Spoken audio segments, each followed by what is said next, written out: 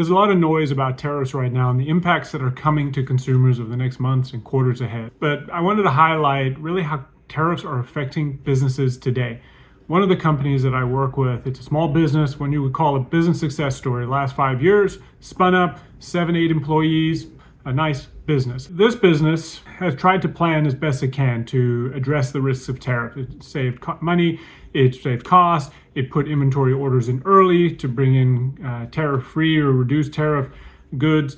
But even with all their great planning, they're still encountering a lot of issues with tariff, and this is twofold. One, they, despite their best efforts, had to pay tens of thousands of dollars of tariffs as their goods were on the water, they were delayed, and they got to the harbor when tariffs were 145%. So now they have to either eat that cost or push it on to their customer. They're stuck with inventory that they're now underwater on.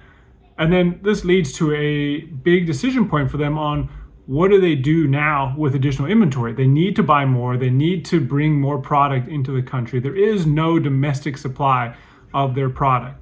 They have a choice of rushing inventory now and tariffs are roughly 45%. They can wait and hope tariffs come down, or they run that risk potential of tariffs going back up to 145% plus. So they're at a really hard juncture right now, and they frankly do not know which way to go, which for a business, you have a lot of competitors. Everybody's moving forward, and if you're not moving forward, you're slowly, if not very quickly, dying. Is what is going to kill a number of businesses, going to take away the competitive edge in addition to just the raw costs that they're now paying. So tariff impact right now is real. You're seeing it in a number of importers, a number of companies that even despite their best efforts are struggling to pay these tariffs, struggling to buy against these tariffs, struggling to pay and plan ahead.